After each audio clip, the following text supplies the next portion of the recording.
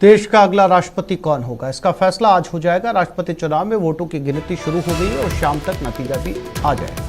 मतगणना की सारी तैयारियां पूरी कर ली गई है। मतगणना कमरा नंबर 63 में की जाएगी। इसी कमरे में मतदान भी हुआ था। काउंटिंग के लिए सभी राज्यों की विधानसभाओं से मतपेटियां पहुंच चुकी हैं।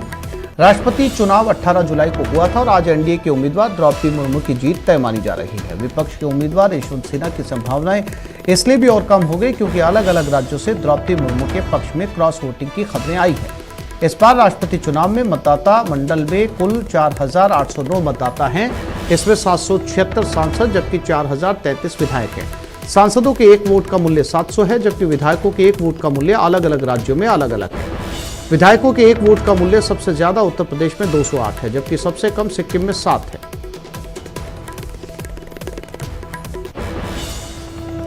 और इसी खबर पर ज्यादा जानकारी के लिए बात करते हैं हमारे दिल्ली संवाददाता अनूप गुप्ता के साथ। अनूप, वोटिंग शुरू हो चुकी है, लगभग 11 बजे का समय दिया गया था, 45 मिनट हो चुके हैं अब। अनूप से संपर्क हमारा टूट गया, फिर से बात करने की कोशिश करेंगे। तो 11 बजे का समय था।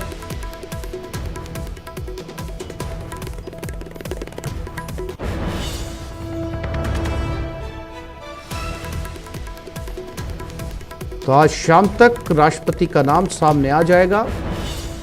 हालांकि ये तय माना जा रहा है एनडीए के कैंडिडेट द्रौपदी मुर्मू का नाम राष्ट्रपति के लिए सामने आएगा। यूपीए और विपक्षी दलों की तरफ से यशवंत सिन्हा ने चुनाव लड़ा है। 11 बजे का समय था। कमरा नंबर 63 जहां पर वोटिंग हुई थी वहीं पर फैसला होना है।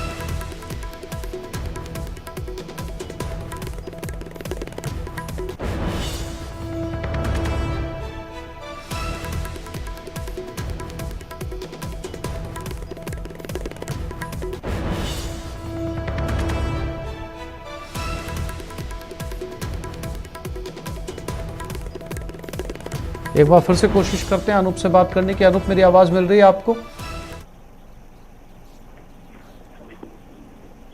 अनूप, मेरी आवाज सुन पा रहे हैं आप?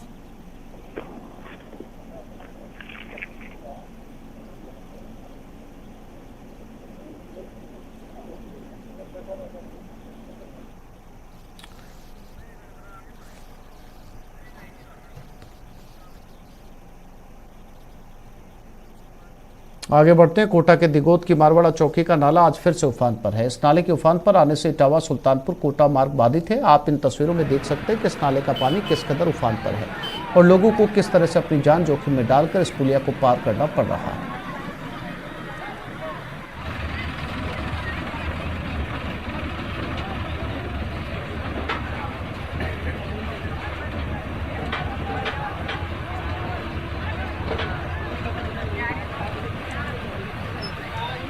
और जोधपुर में एटीएम लूट की कोशिश। यूको बैंक के एटीएम लूट की कोशिश हुई। बदमाशों ने एटीएम में ताबड़तोड़ तोड़फोड़ की। बदमाशों ने सीसीटीवी कैमरे भी तोड़े। एटीएम में रखे 22,42,000 रुपए सुरक्षित है। कल रात 1:20 की घटना बताई जा रही है। धवा क्षेत्र में यूको बैंक के एटीएम लूट की कोशिश हुई। मामला दर्ज कर जांच में फिलहाल पुलिस जुट गई है। और इसी खबर पर ज्यादा जानकारी के लिए बात करते हैं हमारे संवाददाता चंद्रशेखर के साथ। चंद्रशेखर, पुलिस के पास इस पूरे मामले को लेकर क्या अपडेट है? क्या पुलिस पहुंच पाई एटीएम लूटने वालों तक?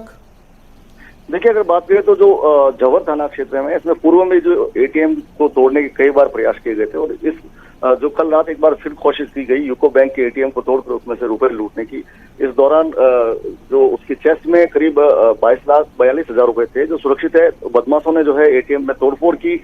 एटीएम के कीबोर्ड, ग्लास वगैरह सारे कुछ तोड़ डाले और लेकिन वो उसको लूट नहीं पाए। अब जो सीसीटीवी फुटेज में दिखाई दे रहा है, एक बदमाश जो अंदर आता है और फिर वापस बाहर चला जाता है। इसके बाद उन्होंने बाहर के सीसीटीवी फुटेज जो कैमरे लगे थे उसके तार जो है काट दिए और उस कैमरों के साथ तोड़फोड़ की थी। इस मामले में कितने लोग संलिप्त है, जिस प्रकार से जो एटीएम का शटर खींचा गया, ये अंदाजा लगाया जा सकता है किसी बड़ी गाड़ी से जो है लोहे की चेन बांधकर शटर को खींचा गया था। जो है बैंक के कर्मचारी जो है सुरेश वडियार, उन्होंने बताया था कि इसमें करीब 22,42,000 रुपए थे जो सुरक्षित है। इसके अलावा जो एसीपी जेपी अटल है, उन्होंने बताया कि वे घटनास्थल का मौका मुआयना कर रहे हैं और जो है सीसीटीवी फुटेज के आधार पर जो है बदमाशों को पकड़ने की कोशिश जारी है। जी चंद्रशेखर, जानकारी के लिए आपका धन्यवाद।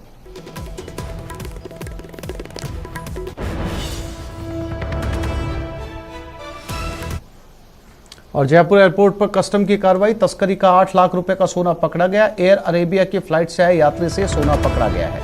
सोने का वजन है 151 ग्राम। हैंडबैग में छुपाकर सोना लाने की कोशिश की जा रही थी। सीकर का रहने वाला आरोपी पकड़ा गया। एयरपोर्ट के बाहर खड़े किसी दूसरे व्यक्ति को ट्रांसफर करना था। सोना ट्रांसफर करने के लिए 5,000 रुपए दिए गए। कस्टम अधिकारी आरोपी यात्री से पूछताछ कर रही है।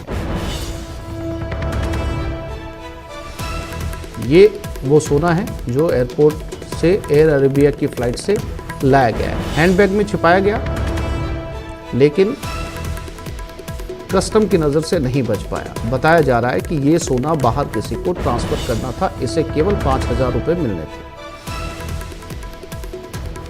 सोना तस्करी की घटना एयरपोर्ट के ऊपर लगातार सामने आ रही है और पूरी मुस्तैदी के साथ कस्टम एयरपोर्ट, जयपुर एयरपोर्ट पर हर दूसरे दिन सोने की तस्करी पकड़ भी रहा है।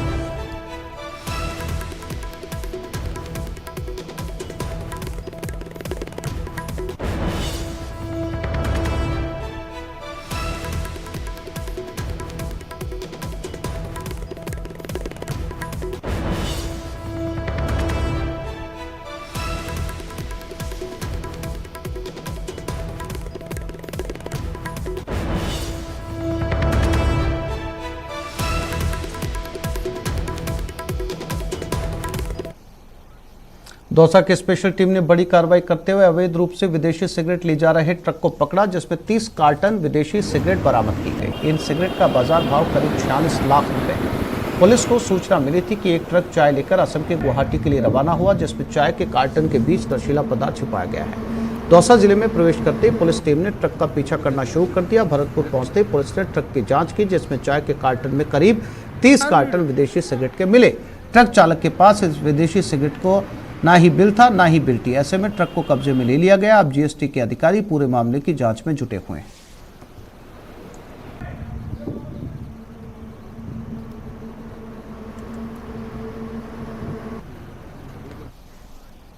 राजसमंद जिला मुख्यालय पर रीट परीक्षा की तैयारियों का अंतिम रूप दे दिया गया। परीक्षा के लिए जिले में 14 परीक्षा केंद्र बनाए गए, जहां 4 पारियों में कुल 15,216 अभ्यर्थी परीक्षा में भाग लेंगे। इस परीक्षा को इलेक्शन मोड पर संपन्न करवाया जाएगा। इसके लिए area magistrate, sector magistrate, zonal magistrate और केंद्र अधीक्षक की नियुक्ति की गई है। परीक्षा पेपर को कड़ी सुरक्षा के बीच ट्रेजरी में रखा जाएगा, जहां से विशेष टीम के जरिए उसे परीक्षा केंद्र पर पहुंचाया जाएगा।